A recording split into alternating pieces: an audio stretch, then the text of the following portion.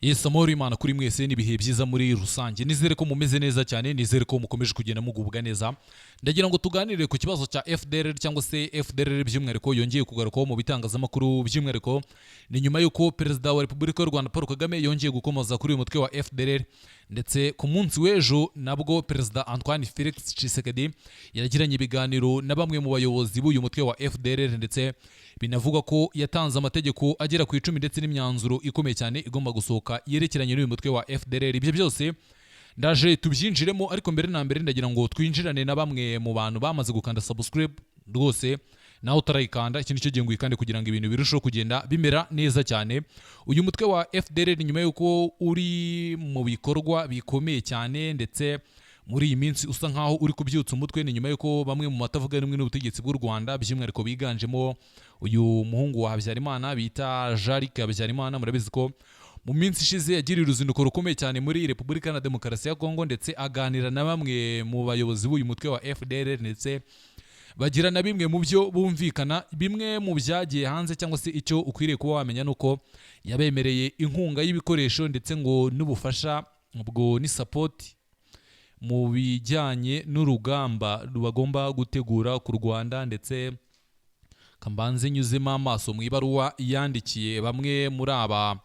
bayobozi bakuru b'uyu mutwe wa FDLR. Ni nyuma y'uko yagiriye uruzinduko muri Repubulika ya Demokarasi ya Kongo ngo twabigarutseho. Icyo mbona nuko icya mbere ubona ko kiniganje kinagaruka mu magambo ye nuko yemereye uyu mutwe wa FDLR kuha icyo ari cyo cyose gishoboka, ndetse na support mu bikoresho. Repubulika ya Demokarasi ya Kongo nayo ngishobora kuba igiye kwitandukanya n'uyu mutwe wa FDLR, ariko iri jambo ngiye kuvuga mu ryumve neza, ntago bagiye kwitandukanya na FDLR kuko bayiretse cyangwa se bayirekuye cyangwa bagiye kuyirukana muri Repubulika Iharanira Demokarasi ya Kongo, ahubwo bamwe mu barwanyi b'uyu mutwe wa FDLR bagejeje igitekerezo mu buyobozi bwa leta ya Kongo, babasaba kuba babaha ubwigenge, ndetse ngo bakanabafasha mu bitero bari gutegura ngo bagomba kugaba ku Rwanda, ndetse by'umwihariko bakabagenera n'ibikoresho ndetse naho gukorera. Ibyo ni bimwe mu byo aba bakuru b'uyu mutwe wa FDLR basabye uruhande rwa leta, ndetse babasaba ko bamwe mu barwanyi b'uyu mutwe binjiye mu gisirikare cya FARDC basubira muri FDLR kugira ngo bongere guhuza imbaraga, ndetse ngo n'umugambi wo kuba bagaba ibitero ku Rwanda, ndetse ngo bizeye inkunga ndetse n'ubufasha bw'uyu muhungu wa Habyarimana Jean-Luc Habyarimana, ndetse banavuga ko hari undi mugabo ngo uri mu gihugu cy'Ubufaransa wamaze kwemerera uyu mutwe wa FDLR ngo inkunga ikomeye cyane y'ibyo bazakoresha ku rugamba. Iki ni ikiganiro bagiranye na bamwe mu bayobozi by'umwihariko muri leta ya Kongo cyangwa se muri leta ya Kinshasa, baganira ku buryo FDLR igiye kwitandukanya n'ingabo za FARDC, ariko umugambi nta wundi ari uwo kugira ngo bongere guhuza imbaraga ndetse n'ubushake bwo kugaba igitero ku Rwanda. Ndetse baravuga ko bamwe mu bari mu ngabo za FARDC baturutse mu mutwe wa FDLR, bamwe batangiye no gusubira mu birindiro by'uyu mutwe wa FDLR kugira ngo bongere kwisuganya ndetse bahuze umugambi nk'uko twabigarutseho. Ndagira ngo tubyinjiremo neza cyane, wenda abantu mushobora kuba mutari kubisobanukirwa neza. Murabizi ko mu myaka myinshi yashize FDLR ari umutwe uhungabanya umutekano w'u Rwanda, ndetse wagiye unagaba ibitero byinshi ku Rwanda, ukica abasivile mu bice bigiye bitandukanye by'umwihariko byiganjemo intara y'uburengerazuba ndetse n'amajyaruguru. Ibyo byose ni ibintu byagaragaye nubwo mu myaka ya vuba cyangwa se muri iyi myaka ya vuba muri 2020 kuzamuka ibi bitero bitongeye kuba, ndetse u Rwanda rwashyizeho ubwirinzi bukomeye cyane, by'umwihariko nk'uko byagiye binavugwa na nyakubahwa Perezida wa Repubulika y'u Rwanda Paul Kagame. Yahaye abanyarwanda bose icyizere, ndetse ababwira ko uyu mutwe wa FDLR nta bushobozi ufite ndetse bwo kugaba ibitero ku Rwanda. Ibyo ni ibyatangajwe na nyakubahwa Perezida wa Repubulika y'u Rwanda Paul Kagame ubwo yagarukaga kuri uyu mutwe wa FDLR ndetse n'ibikorwa uri gutegura ku Rwanda. Ariko ubu ngubu amakuru mashya hari nyine ukwiriye kuba wamenya nuko uyu mutwe wamaze kwiyubura, ndetse wamaze no kugenda uyitandukanya n'ingabo za FARDC kugira ngo nawo wigenge ngo ukore ibikorwa byabo byigenga, ndetse bamwe mu batavuga rumwe n'ubutegetsi bw'u Rwanda bagomba kujya bahurira mu nama i Kinshasa kugira ngo bige ku hazaza, ndetse ahazaza h'uyu mutwe wa FDLR ndetse n'ibikorwa bagomba kuba bategura umunsi ku munsi kuri uyu mutwe wa FDLR. Ibyo byose ni ibintu abanyarwanda bumva ndetse babona, ariko ndagira ngo babwire ngo uyu munsi muze kwita kuri iki kiganiro, muze kucyumva ku buryo muri buze gusobanukirwa byose, muri buze kumenya byose bigezweho, kuko uyu mutwe wa FDLR urimo byinshi ndetse unahishe byinshi, ndetse byagiye bigaragaye ko uyu mutwe rwose ushobora kuba uramaze kuba wagenda ucika intege nyuma y'uko ibitero bishya cyangwa se kuba bagira umugambi wo gutera u Rwanda. Abonaga ko bisa nkaho bigoye, ariko icyo ukwiriye kuba wamenya, abanyarwanda mukwiriye kuba mwamenya, mugomba gushyira mu mitwe nuko nyuma y'uko aba bagabo mubona barimo ba Jarike Habyarimana ndetse na Faustin Kayumba Nyamwasa, twongeraho na Padiri Thomas Nahimana, bari gukomeza kugirira inzindiko muri Repubulika Iharanira Demokarasi ya Kongo, ndetse na leta ya Kongo ikaba yarabemereye umwanya wo kuba baganira ndetse ikagira n'ibyo ibemerera bijyanye no kubaha uburenganzira bwo gukorera no kwitoreza muri Repubulika Iharanira Demokarasi ya Kongo. Biravugwa ko hari n'inkunga y'ibikoresho igomba kuba yahuye umutwe wa FDLR. Ibyo ni ibintu ukwiriye kuba wagenda umenya, umunyarwanda wese iki kintu ucyanika ahantu, dore ko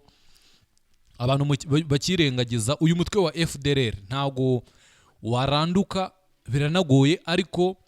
rwose ubona ko aba bamwe mu batavuga rumwe n'ubutegetsi bw'u Rwanda, ubona ko ari bo bongeye kubyutsa uyu mutwe, dore ko byasaga nkaho wamaze kuba wasenyukira muri FRDC mu ngabo za leta, ndetse bamwe mu barwanyi b'uyu mutwe n'ubundi batagaragaraga, ubona ko akenshi n'undi bagaragaraga mu ishusho ya FRDC, iri kubona ko bamaze kwitandukanya, ndetse rwose umunsi ku munsi turi bujye tubona bimwe mu bikorwa ndetse n'imyanzuro igomba gufatwa n'uyu mutwe wa FDLR nk'uko byavuye mu biganiro bagiranye. Nubwo u Rwanda rwo ntacyo rurabivugaho ndetse nta nicyo ruratangaza kuri iyi myanzuro ya FRDC ndetse na FDLR yo kwitandukanya ndetse no gukomeza gufasha, nongeye kubigarukaho bwa kabiri mu byumve neza. Hari abantu bumva bigoranye, tuba tugomba gusubiramo kenshi kugira ngo bumve, ntago ari bose, ariko hari abantu mwumva bigoranye. Uyu mutwe wa FDLR uburyo ugiye gukoramo, ugiye kwitandukanya n'ingabo za FRDC, uve mu ngabo za FRDC ube umutwe wa FDLR wongeye uhamye ukomeye, wongere kugerageza no kugaba ibitero ku Rwanda nk'uko bivugwa ndetse binagaragara, kuko hari inama nyinshi zagiye zikorwa n'abayobozi b'uyu mutwe wa FDLR, ndetse bereka uruhande rwa leta ko hari inkunga bamaze kwemererwa na bimwe mu bihugu bikomeye byiganjemo ibyo ku mugabane w'Uburayi, ndetse na bamwe mu bagabo bakomeye cyane batavuga rumwe n'ubutegetsi bw'u Rwanda, harimo Kayumba Nyamwasa nk'uko nabigarutseho, ndetse na Jarike Habyarimana, nibo baza ku isonga y'abakomeje kuba bagenda bashyirwa mu majwi. Ibyo ni ibintu ukwiriye kuba wamenya. Uyu mutwe wa FDLR rwose, abanyarwanda ntimuzigere mutekereza ko uyu mutwe wazimye, cyangwa se nk'uko ibitangazamakuru bikomeye cyane ku ruhando mpuzamahanga by'umwihariko no muri Repubulika Iharanira Demokarasi ya Kongo, ibitangazamakuru byandika kuri uyu mutwe wa FDLR byandika ko ngo uyu mutwe wa FDLR usigaranye abarwanyi bagera kuri 200 gusa, kandi ngo nabo nta bushobozi bafite bwo gutera igihugu. Ibyo ni ibintu basa nkaho bagaragaza, ndetse iyo bagerageza gusobanura iby'uyu mutwe wa FDLR ubona ko ibyo nibyo bashyira ku meza, ariko icyo ukwiriye kuba wamenya nuko uyu mutwe wa FDLR uracyahari. Bamwe mu basize bakoze jenoside yakorewe abatutsi mu Rwanda 1994, bamwe barapfuye, abandi bariho barashaje, ariko barabyaye, ndetse n'ubundi bakomeza yangenga bitekerezo bayikuriza mu bana babo, n'ubundi ubona ko abana babo bakuriye mu kirenge cy'ababyeyi babo, cy'imiryango yabo n'ibindi bigiye bitandukanye. Niyo mpamvu mbabwira ngo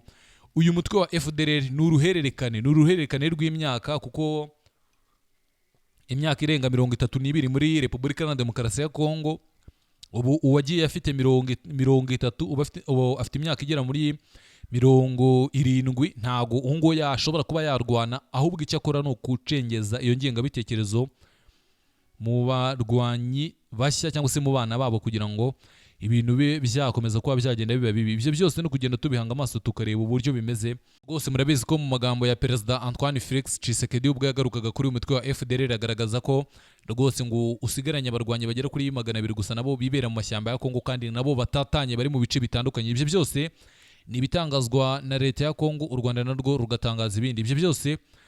rwose ukwiriye kuba wagenda ubimenya cyangwa se ubibika mu mutwe. U Rwanda rwo ntacyo rurabivugaho cyangwa se ntacyo rurabitangazaho, ariko icyo ukwiriye kuba wamenya cyangwa se ukwiriye kuba wabika mu mutwe by'umwihariko kuri uyu mutwe wa FDLR ni uko uyu mutwe ugiye kongera kubyutsa imirwano n'ibitero ku Rwanda nk'uko bigaragara, ndetse n'abavugizi bawo rwose bamaze gushyirwa nyine muri make. Uyu mutwe wa FDLR nshingiye ku makuru hari ku nama ziri gukorwa n'ubundi, uyu mutwe ugiye kongera gushyiraho abayobozi, ushyireho umuyobozi wawo, umuvugizi n'abandi bagiye batandukanye. Rwose ni nyuma yuko bakoze inama ikomeye cyane nk'uko twabigarutseho. Ibyo byose ni kugenda tubikurikirana kugira ngo abakunzi bacu, abantu bakanze subscribe rwose mubikurikire mu bambere ibintu bimeze neza cyane. Reka mfate uyu mwanya nshimire buri wese waduhaye umwanya wo kumva ikiganiro. Uri w'agaciro wowe wamaze kubakanda subscribe nawe utarekanda, iki nicyo gihe ngwikande kugira ngo ibintu birusheho kugenda bimera neza cyane. Ndabakunda cyane, Imana ibarinde.